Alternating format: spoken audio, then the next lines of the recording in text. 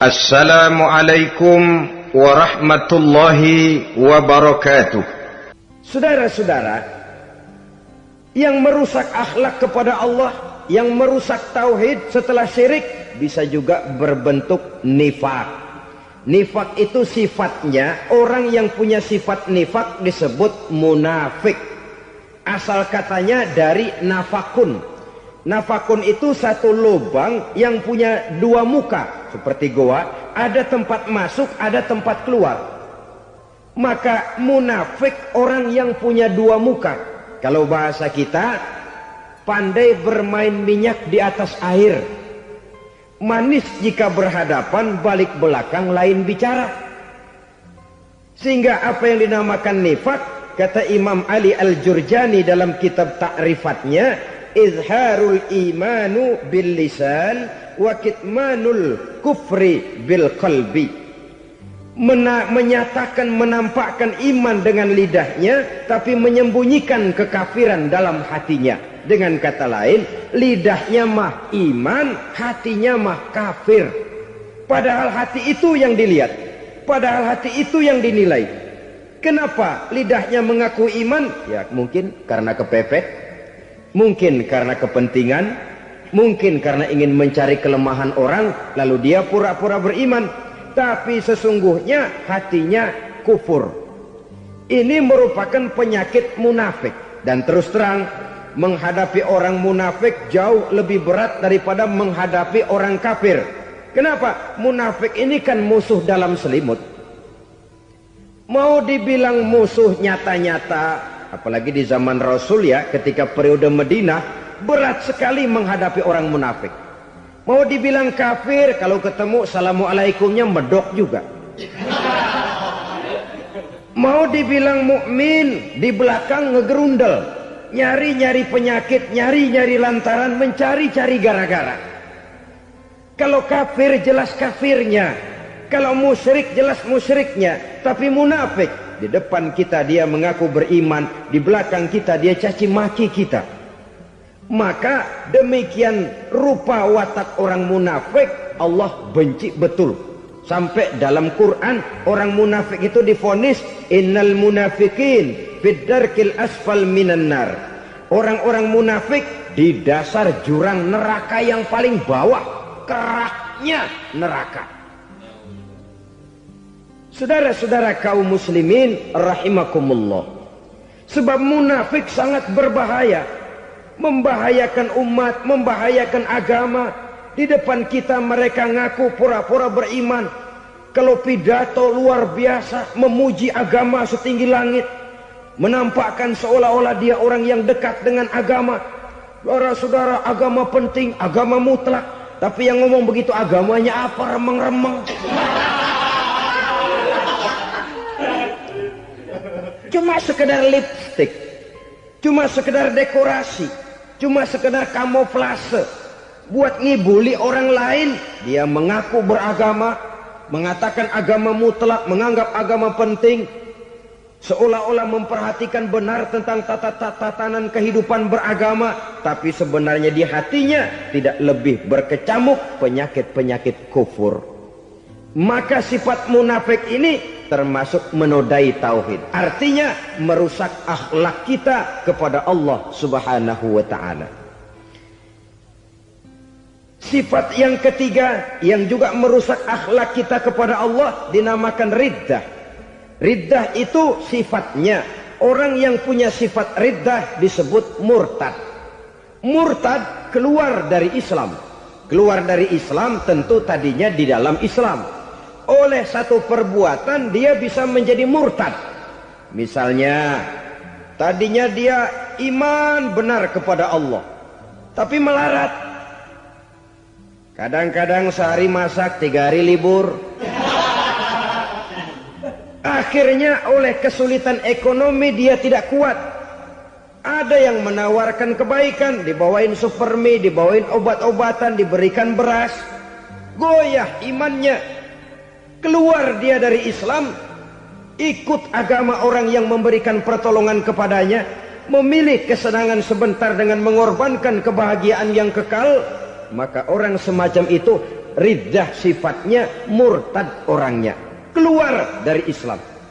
Dan yang menyebabkan kita murtad bukan cuma orang nyata-nyata memproklamirkan diri keluar dari Islam tapi lalu mengikuti agama orang lain, bukan cuma itu. Mengakui ada Rasul lagi sesudah Nabi Muhammad bisa menyebabkan kita murtad. Mengingkari nikmat Allah bisa menyebabkan kita murtad. Meyakini semua agama benar bisa menyebabkan orang menjadi murtad. Meragukan kesempurnaan dan kelengkapan Al-Quran bisa menyebabkan orang jadi murtad. Mengingkari sunnah bisa menyebabkan orang menjadi murtad. Banyak hal-hal yang bisa mendatangkan penyakit riddah dan membuat pelakunya menjadi murtad. Dan ini menodai akhlak kita kepada Allah Subhanahu wa ta'ala. Itu tadi kufur iman, saudara-saudara. Nyata-nyata mengingkari Allah, baik dalam bentuk syirik, nifak, ataupun riddah. Kufur yang kedua dinamakan kufur nikmat. Apa itu kufur nikmat? Sitru nikmatil mun'im au ya'malu fi mukhalafatil mun'im. Menutup-nutup nikmat Allah atau melakukan perbuatan yang menentang, bertentangan dengan kehendak yang memberikan nikmat. Jadi kufur nikmat pertama, nutup-nutupin Tuhan. Tuhan jalingin. Duit lu banyak amat, dari mana? Gua kerja. Lalu kerjanya nomor satu. Orang yang berakhlak kepada Allah, dia akan menjawab, kamu uangnya kok banyak, dari mana? Rizki dari Allah. Caranya, saya kerja. Kerja itu cara, rizki itu dari Allah datangnya. Bukankah di zaman sekarang kita sering terpleset? Ini merupakan cerminan dari rapuhnya akhlak kita kepada Allah Subhanahu wa ta'ala. Karena usaha saya memang, karena saya peras keringat banting tulang, tentu. Tapi sadarkah kita bahwa sepanjang yang bisa kita lakukan cuma berusaha, peras keringat banting tulang?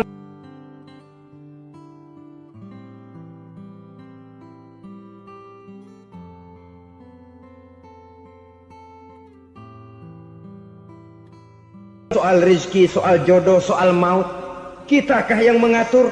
Kitakah yang menentukan? Subhanallah. Manusia sungguh tidak berdaya menghadapi tiga hal paling pokok ini. Rezeki, kita cuma bekerja. Kitakah yang menentukan? Tidak. Kita berusaha saja, rezeki belum pasti dapat. Apalagi kalau kita tidak berusaha. Jangan terjebak dalam fatalisme. Belum perang udah nyerah. Emang dasar rezeki datangnya dari Tuhan, gak usah kerja, dan ntar juga kalau dia datang. Dari mana datangnya? Kerja saja belum tentu dapat rezeki, apalagi kalau tidak kerja.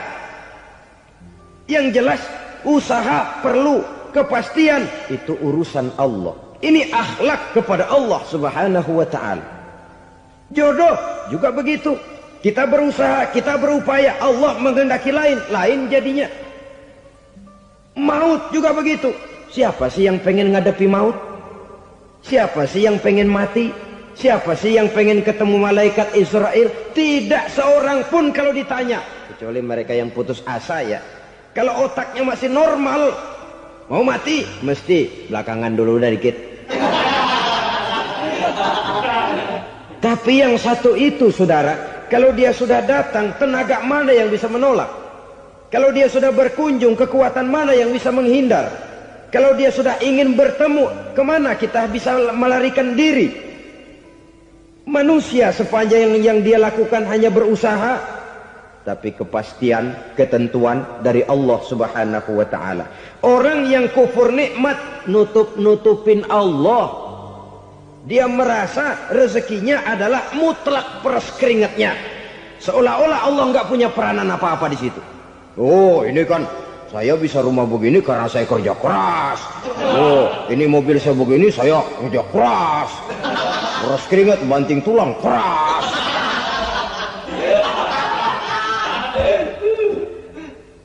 Saudara-saudara kaum muslimin rahimakumullah. Jadi menutup-nutupi Allah. Akibatnya nanti kalau dia berhasil, Allah ketutupan. Kalau dia gagal, orang lain dicaci maki, dicari kambing hitam. Nah, kambing hitam kan mahal. Karena orang sering cari-cari kambing hitam. Jarang orang mau jujur kalau bertemu kesulitan lalu mencari sebab pada dirinya sendiri. Yang paling enak ya nyalain orang. Lo begitu. Orang lain yang paling enak kita salahin. Au ya'malu fi mukhalafatil mun'im, atau dia melakukan sesuatu yang tidak sesuai dengan kehendak yang memberikannya nikmat. Diberikan kita tangan, mulut sih nggak berhenti. Terima kasih Tuhan, alhamdulillah saya dikasih tangan. Cuma nih tangan enteng mat nabokin orang mulu. Itu sudah mukhalafatul mun'im, bertentangan dengan kehendak yang memberikan nikmat. Diberikan harta, mulutnya mah basah. Terima kasih Tuhan, alhamdulillah dikasih harta. Tapi pelitnya minta ampun. Kikir, koret, medit. Ini juga termasuk kufur nikmat. Mempergunakan suatu nikmat bertentangan dengan kehendak daripada yang memberikan nikmat itu sendiri. Saudara-saudara kaum muslimin rahimakumullah. Oleh karenanya kufur iman memang lebih bahaya daripada kufur nikmat. Tapi jangan lupa, kufur nikmat bisa menyeret orang kepada kufur iman.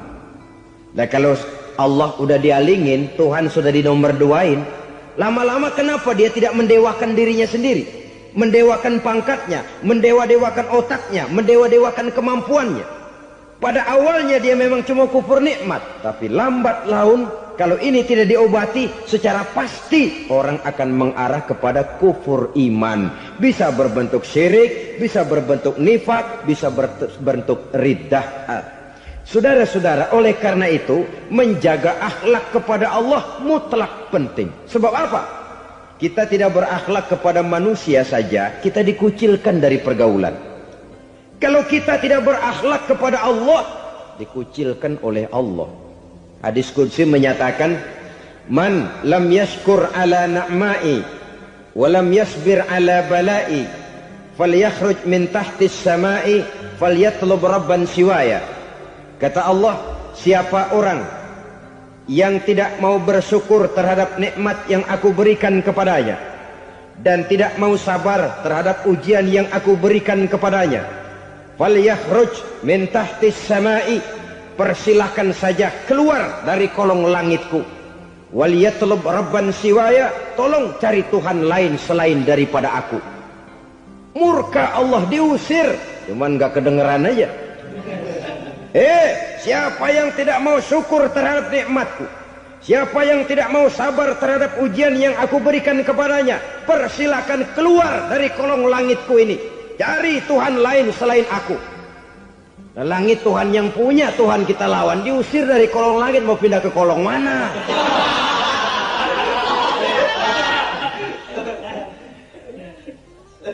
Jadi jangan merasa kufur nikmat kan enteng. Iya, kelihatannya begitu, tidak sebahaya kufur iman. Tapi kufur nikmat ini merupakan anak tangga yang kalau kita sudah mulai naik, kita akan naik terus sampai kepada tingkat di mana kita mengalami kufur iman.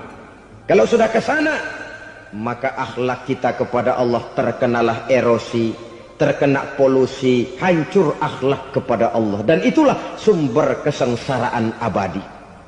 Kalau cuma kita tidak berakhlak kepada manusia, barangkali resikonya cuma kehidupan di dunia ini. Mungkin juga ada kehidupan akhirat. Tapi kalau sudah tidak berakhlak kepada Allah, dunia akhirat kita rugi dan celaka. Maka pada kesempatan ini saya mengajak, marilah jaga baik-baik akhlak kita kepada Allah. Satu kali kita bertauhid, sampai mati kita bertauhid. Satu kali la ilaha illallah, jangan tergelincir lagi kita keluar daripada kalimat itu. Satu kali kita bertuhankan Allah, jangan bertuhan yang lain selain daripada Allah. Jangan sekutukan Allah, jangan samakan Allah dengan sesuatu, jangan mengangkat yang lain sama agungnya dengan Allah. Sebab dengan demikian kita seolah-olah sudah mengotori akhlak kita kepada Allah Subhanahu wa taala. Saudara hadirin yang saya hormati, jadi oleh karenanya akhlak kita kepada Allah merupakan basis daripada kehidupan beragama. Kalau itu sudah mulai rapuh, mulai terkena erosi dan polusi, mulai rusak, dikhawatirkan nanti nilai ibadah kita kepada Allah juga akan turut ambruk karenanya.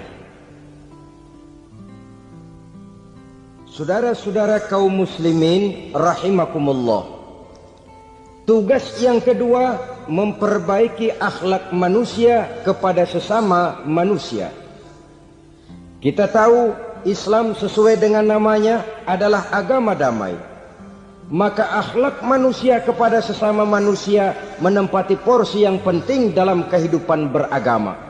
Bagaimana seorang muslim bergaul, bertata krama terhadap sesama manusia.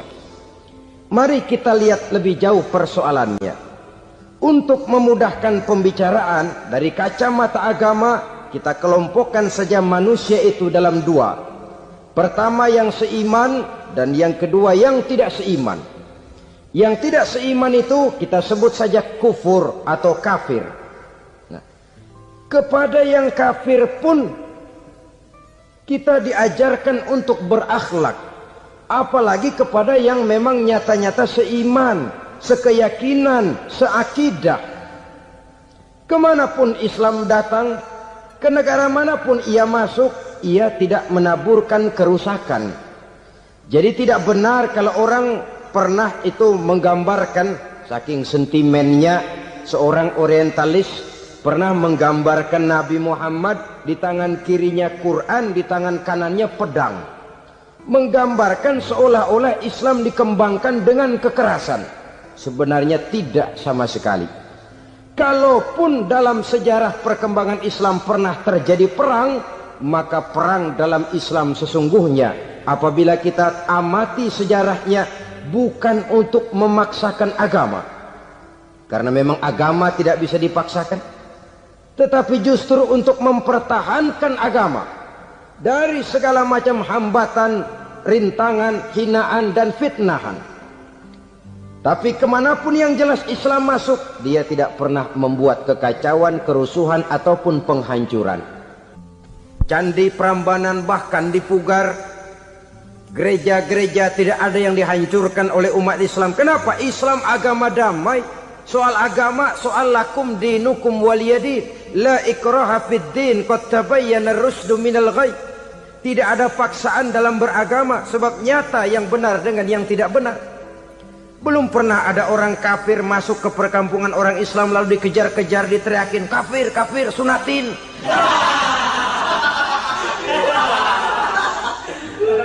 Belum pernah. Kenapa? Islam menghormati orang lain agama. Nah, yang kafir ini macam-macam saudara.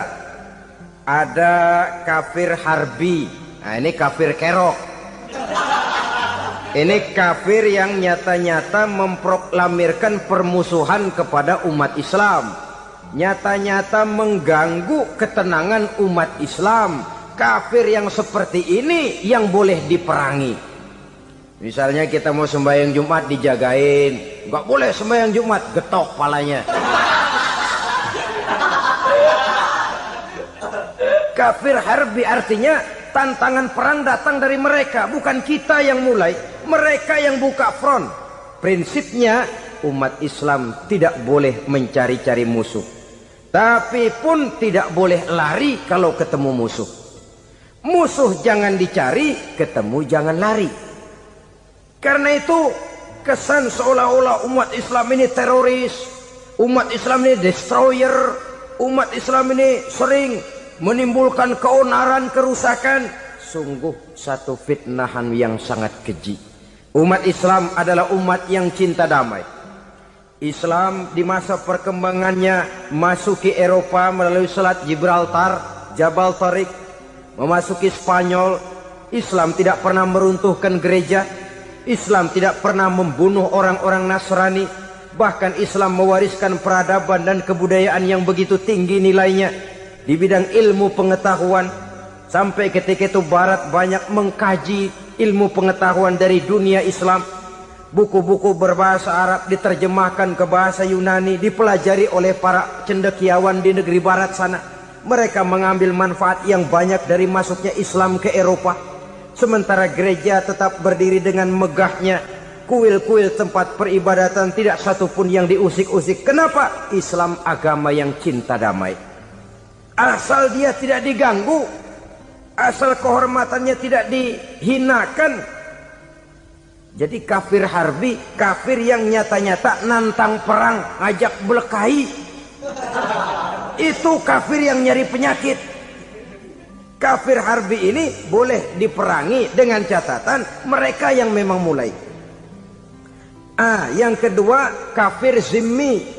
Kafir zimmi, kafir yang hidup di tengah mayoritas muslim, tapi mereka mau hidup dengan aman, damai, tenang. Mereka wajib dilindungi. Bahkan Nabi pernah memberikan satu jaminan, man aza zimmiyan faqad azani. Siapa yang mengganggu orang kafir zimmi sama saja dengan mengganggu saya. Kehormatannya dijaga, harta bendanya dilindungi, anak istrinya pun dilindungi. Dan ini jadi kenyataan. Saudara bisa lihat di negara-negara yang mayoritas penduduknya beragama Islam, orang-orang kafir di luar Islam hidup dengan tenang, aman, damai. Di Saudi Arabia, di luar tanah haram, di luar Mekah dan Madinah, banyak orang-orang kafir mencari nafkah. Mereka tenang, aman, dilindungi undang-undang. Begitu di Mesir, begitu di negara Indonesia yang berdasarkan Pancasila ini. Kehidupan beragama menimbulkan gairah, rukun, tenang, aman, damai, sepanjang tidak saling ganggu, tidak saling usik, menghargai orang yang sudah beragama, tidak menjadikan penganut suatu agama sebagai sasaran dari dakwah agama lainnya. Saudara-saudara kaum muslimin rahimakumullah. Jadi memang oleh Al-Quran kita dianjurkan asyidda 'alal kuffar ruhama bainahum. Tegas kepada orang kafir, kasih sayang kepada sesama muslim. Tapi tegas bukanlah berarti marah-marahan, bukan berarti musuh-musuhan, bukan ngajaki perang. Tegas dalam arti punya garis tentang kehidupan beragama, lakum dinukum waliyadin. Soal kehidupan sosial, mari kerjasama. Bangun jalan, ayo rame-rame. Siskamling, mari bebarengan. Bikin puskesmas, mari sama-sama. Tapi kalau sudah soal agama, itu tidak perlu ada toleransi agama. Yang perlu toleransi antar umat beragama. Kalau umatnya mau kerjasama silakan, tapi tidak menyangkut soal ibadah. Jangan kerjasama di bidang ibadah. Itu kerjasama yang salah pasang, saudara-saudara. Sehingga dengan demikian toleransi adalah menyangkut kehidupan antar umat beragama. Sedangkan agama sendiri punya coupling yang nyata. Sehingga dengan demikian tegas kepada orang kafir dalam arti kita punya satu kepribadian. Tidak ngambang. Enggak, lalu kalau ditanya orang, sebenarnya agama lu apa sih? Gua mah gimana musimnya aja. Agama pakai musim kayak rambutan. Akhirnya ya begitu, musim-musiman. Ke masjid kelihatan, ke gereja hayo, ke candi nongol, ke apa? Bingung malaikat bagaimana nyatetnya nih bocah ini. Di mana aja ada. Kita punya satu kepribadian. Saya muslim dan garis saya ini, lakum dinukum waliyadin. Bagi Tuhan persilakan agama Tuhan, bagi kami agama kami. Kami hormati Tuhan, Tuhan hormat kepada kami. Tapi soal agama, couplingnya jelas. Kerjasama, mari urusan muamalah, bidang sosial. Yuk kita siskamling sama-sama dengan orang lain agama. Mari jaga kerukunan, kesatuan, persatuan, kekompakan. Perbaiki jalan yang rusak, mari sama-sama. Mendandani jembatan yang runtuh, mari sama-sama. Tapi sembahyang, couplingnya lain-lain. Sebab Nabi juga dulu pernah ditawarkan begitu loh sama kafir jahiliyah dulu, Quraisy itu. Sudah Muhammad, sekarang begini saja, kita join aja daripada marah-marahan. Hari ini saya menyembah Tuhanmu Allah. Besok gantian kamu menyembah Tuhan kita Latta, Uzza, Manat dan Hubal. Turun, qul ya ayyuhal kafirun la a'budu ma ta'budun. Soal ibadah kaplingnya jelas, tidak boleh dicampur adukkan. Sebab kalau tidak, kita akan mulai kehilangan identitas diri. Dan disitulah krisis kehidupan keyakinan beragama dimulai. Dari krisis identitas. Hujan gede kan mulainya gerimis dulu. Di mana-mana ya gerimis dulu. Gerimis makin lama makin gede. Kita akan mulai dengan kehilangan identitas diri. Dari sana nanti kita malu mengakui keislaman kita. Kalau orang Islam malu mengakui keislamannya, ini kan ironi, menyedihkan. Ngakui Islamnya saja malu, menonjolkan keislamannya malu. Tidak ada rasa bangga beragama. Padahal ini modal dasar. Hanyalah dengan rasa bangga beragama kita lalu konsekuen. Bangga yang tidak konsekuen, wah pokoknya kan gua kan Islam, agama yang paling benar. Tapi hidupnya sendiri jauh dari tuntunan Islam. Itu bangga yang tidak beralasan, bangga yang tidak perlu dibanggakan sebenarnya. Kebanggaan yang membuat kita konsekuen dan dekat dengan kehidupan beragama. Jadi dengan demikian saudara-saudara, kepada non-muslim kita juga harus berakhlak. Bukankah ini sudah dicontohkan oleh Rasul? Bagaimana beliau disambiti orang di Taif, yang menyambiti malah didoakan. Bagaimana Suraqah mau membunuh beliau, malah Suraqah didoakan. Bagaimana Abu Jahal dan Abu Lahab saking mangkalnya. Ini Abu Jahal pernah gali lubang di kamarnya sendiri, di depan tempat tidurnya. Setelah dia gali lubang, ditutupin pakai keraras korma. Lalu dia tarik selimut, belagak meriang. Dia pesan pesuruhnya, bilangin Muhammad encangnya meriang. Pamannya sakit, minta ditengokin. Nabi dengan segala husnuzonnya berangkat nengokin. Abu Jahal dari balik selimut ngintip. Itu dia Muhammad, itu dia tuh. Dia tuh masuk Dani, masuk. Mulai dia jalan, senang Abu Jahal. Terus. Begitu ke pelosok, masuk ke lubang, gue pendem terus lalu. Memang niatnya mau mencelakakan Nabi. Sudah tinggal beberapa langkah lagi Nabi akan berjalan ke arah lubang itu. Malaikat Jibril ngasih tahu, Muhammad, Abu Jahal pamanmu cuma pura-pura sakit. Di depan tempat tidur itu ada lubang sudah dia gali untuk menjerumuskan kamu. Sudah balik pulang. Balik badan Nabi. Sudah hampir mau melangkah, kakinya malah muter pulang. Abu Jahal yang ngelihat Nabi sudah hampir jatuh nggak jadi, balik pulang. Lupa kalau lagi sakit. Udah Muhammad buruan sini. Ke pintu dia kejar. Dia lupa sama lubang yang dia gali. Begitu dia kejar, dia yang kepelosok masuk ke dalamnya. Sejak saat itu ada pepatah, man hafara hufratan waqa'a fiha. Siapa yang suka nggali lubang, dia sendiri bakal terpelosok ke dalamnya. Jatuh dia ke lubang yang dia gali. Padahal ya paling banter 2 atau 3 meter paling dalam. Dari dalam lubang itu dia teriak-teriak, Muhammad, tolongin, pamanmu kecebur. Kasih tahu Muhammad, kasih tahu, datang lagi lah pesuruhnya. Muhammad, pamanmu Abu Jahal kecebur, minta tolong diangkatin. Sudah diulur tambang, habis sambung lagi, nggak bisa sampai. Masa iya, cuma kamu yang bisa nolong. Apa yang dilakukan Nabi? Balik mau nolongin. Akhlak. Kita kalau ada orang gali lubang buat nyeburin kita, dia sendiri yang kecebur. Gorok gua kagak lemin loh. Mati sekalian dah. Nabi mah enggak, balik nolongin tuh Abu Jahal. Kenapa paman kecebur? Iya Muhammad, tolong, tambang udah diulur-ulur, sambung-sambung nggak sampai. Aduh kasihan paman, nih pegang tangan saya. Nabi cuma ulurin tangan, nyampe dipegang oleh Abu Jahal. Diangkat ke atas. Nyampe atas, apa kata Abu Jahal? Tambang bergulung-gulung nggak nyampe, kamu cuma pakai tangan doang kok bisa Muhammad, hebat banget sihirmu.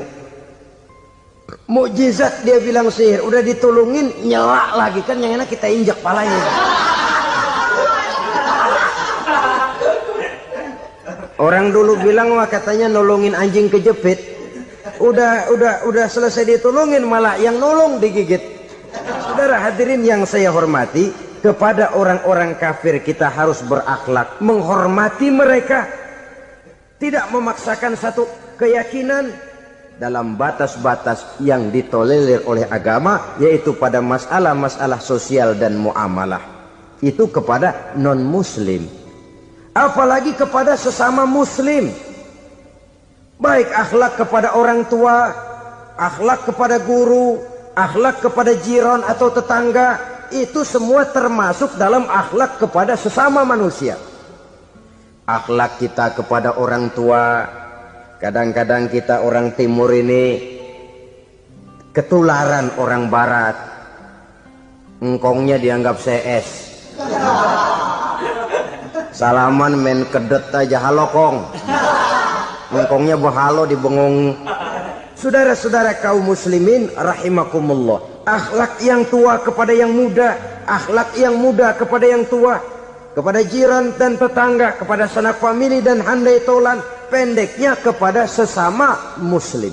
Tetangga ada haknya, ada hak tetangga yang kalau kita berakhlak itu harus dipenuhi. Contoh kecil, kalau saya beli radio, itu saya dong boleh berpikir, ini radio saya beli pakai uang saya setel di rumah saya, sekeras-kerasnya ada apa sama orang lain? Radio gua, yang beli gua pakai duit gua, gue setel di rumah gue, ada urusan apa sama orang lain? Itu kalau menurut saya. Tapi tetangga sebelah saya kan bisa juga ngomong begitu. Mata gue yang ngantuk, gue tidur di rumah gue, kenapa suara radio lu masuk kemari? Ketika itulah lalu kebebasan saya nyetel radio dibatasi oleh kebebasan tetangga saya yang mau tidur. Ini sudah akhlak namanya. Umpamanya lagi ada Nabi ajarkan, iza tobakhta maraqatan fa'akthir ma'aha wa ta'ahad jiranaka. Kalau kamu masak sayur, banyakin kuahnya, bagiin tetangga kamu. Bukan bagiannya itu yang jadi soal, tapi akhlak kepada tetangga. Udah tahu tetangganya kelaparan, diseksa, goreng ikan asin, se-RW baunya ngayap, kembang kempis orang nungguin. Saudara hadirin ma'asyiral muslimin rahimakumullah.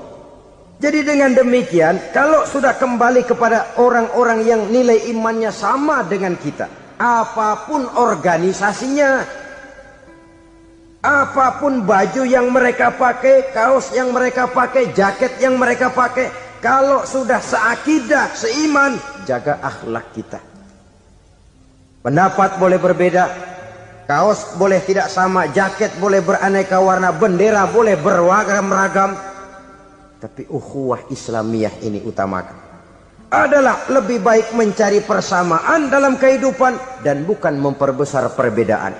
Hanyalah dengan mengembangkan nilai-nilai akhlak semacam ini, toleransi tidak hanya diperlukan kepada yang non-muslim, kepada sesama muslim pun toleransi. Artinya apa?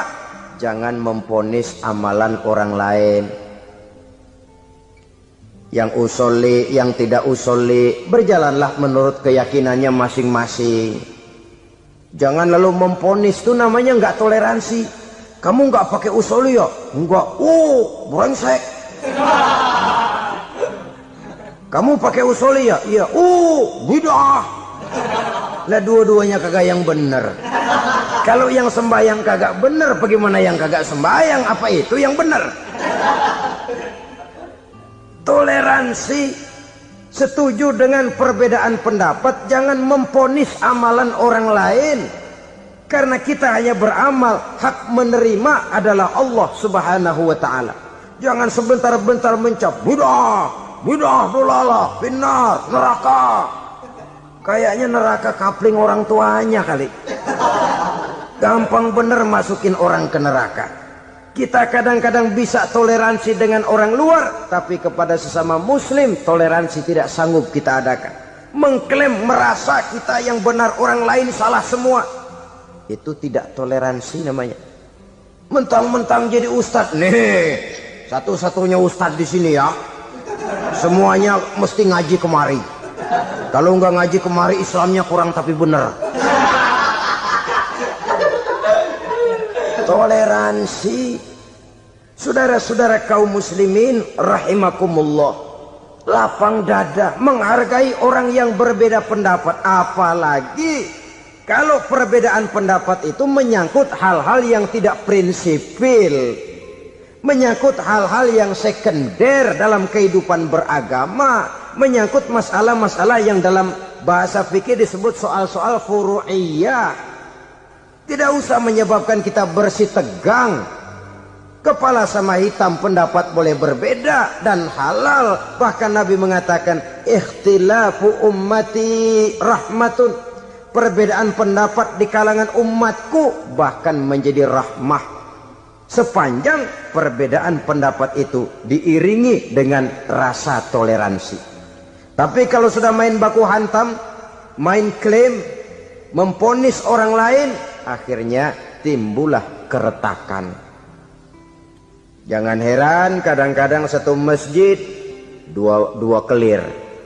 Ya soal kelir boleh kelar-kelir, boleh kelar-kelir, tapi kalau harus terlalu mencolok menyebabkan timbulnya keretakan, saya kira yang akan turun bukan lagi rahmah tapi bala. Bala akan menimpa kita, jatuh kita menjadi umat yang lemah. Oleh karena di antara kita sendiri, sesama kita tidak pandai bertoleransi, tidak lapang dada. Ada anak muda kelihatannya mau majuan dikit, yang tua curiga. Kalau dia maju pasaran gua bangkrut dong nih.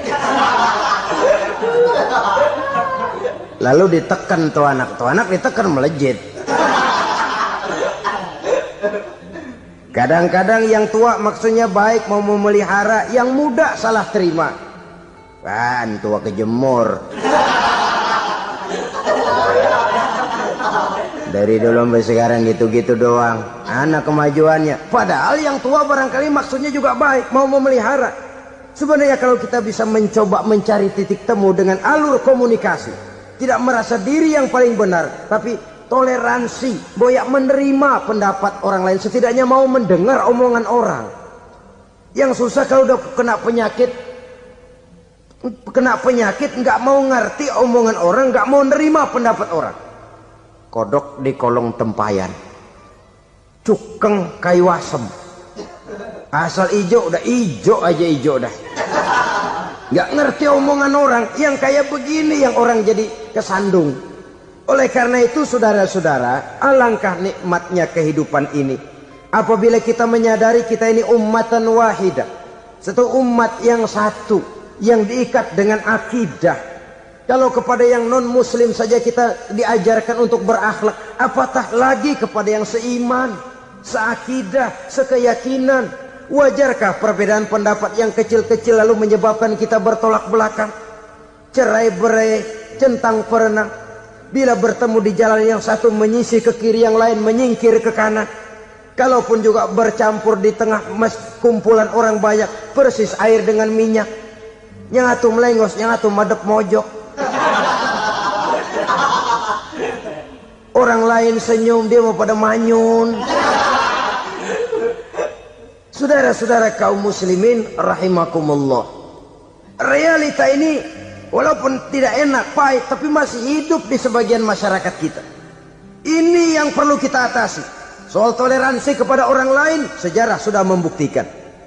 Mari kita jangan cuma bisa mengajak orang lain, umat lain untuk bertoleransi dengan kita, tapi kepada sesama kita. Toleransi ini perlu kita tegakkan, perlu kita bina, terutama di dalam kita menuju bentuk ideal daripada konsep ukhuwah Islamiyah ini, yang memang selalu kita akan cari bentuk-bentuk idealnya sejalan dengan perkembangan situasi dan kondisi yang dihadapi oleh umat. Perbedaan organisasi, perbedaan kepentingan organisasi tidak seharusnya menyebabkan kita merasa meremehkan orang lain dan mengangkat diri, mengklaim diri sebagai yang ter. Jadi dengan demikian, apabila yang pertama tadi akhlak kepada Allah dinamakan hablum minallah, maka yang kedua ini merupakan hablum minan nas. Jikalau baik akhlak kita kepada Allah, baik akhlak kita kepada manusia, nikmat rasanya menjalani kehidupan. Kadang-kadang orang akhlaknya kepada manusia baik, tapi kepada Allah tidak baik. Hormat sama yang tua, menyayangi yang muda, sama tetangga rukun, tapi sama Tuhan nggak mau sujud. Ini baik kepada manusia, tapi tidak berakhlak kepada Allah. Atau sebaliknya, sujudnya sama Allah mah tekun, bener, khusyuk, bahasanya juga fasih, luar biasa. Tapi sama manusia sombong, takabur, ujub, merasanya dia doang yang paling benar. Sebab iblis itu ya, itu kadang-kadang datang lewat hati, dan memang selalu markasnya di situ. Kalau dia tidak bisa menggoda kita dengan yang lain, dia tumbuhkan sifat ujub. Dia bisikin, wah memang di kampung ini yang paling banyak ibadahnya ente, yang lain mana, lihat tuh kerocok semua.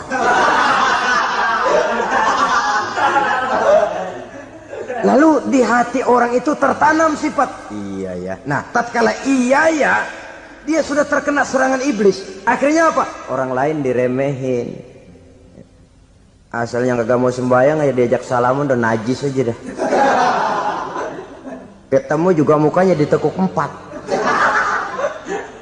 Akhirnya bukan ngajak malah ngenyek, ngina. Lah orang dihina makin jauh, makin tidak tersentuh. Bukan cara itu yang diajarkan oleh Rasul. Bahwa orang tidak mau sholat, tugas kita mengajak. Soal dia tidak sholat, ya itu dosa dia kepada Allah. Saudara-saudara kaum muslimin, ujub disuntikkan oleh iblis ke dalam hati kita. Sujudnya kepada Allah benar, tapi akhlaknya kepada sesama manusia merasa paling benar sendirian, merasa orang lain salah semua. Pokoknya kalau di luar lingkungannya udah kagak bener aja udah bahaya. Saudara-saudara, ini juga penyakit yang disuntikkan oleh iblis. Sebab iblis itu tipu dayanya luar biasa, strateginya lihai. Makin tinggi kualitas iman, ya makin berat upaya iblis untuk menjerumuskan kita. Karenanya saya mengajak, marilah kita bertoleransi, baik kepada non muslim, lebih-lebih lagi kepada sesama muslim yang kebetulan berbeda baju, berbeda kaos, berbeda organisasi, lain bendera yang dibawanya. Tapi toleransi mari kita canangkan. Kita terikat oleh ukhuwah Islamiyah. 2. Yang ketiga, akhlak manusia kepada makhluk Allah lainnya di luar manusia. Islam adalah rahmatan lil alamin. Kalau kita tidak berakhlak, contoh saja ya, kita ini diberikan satu negara yang subur makmur, untayan jamrut katulistiwa, demikian suburnya gemah ripaloh jenawi toto tentrem kertora harjo.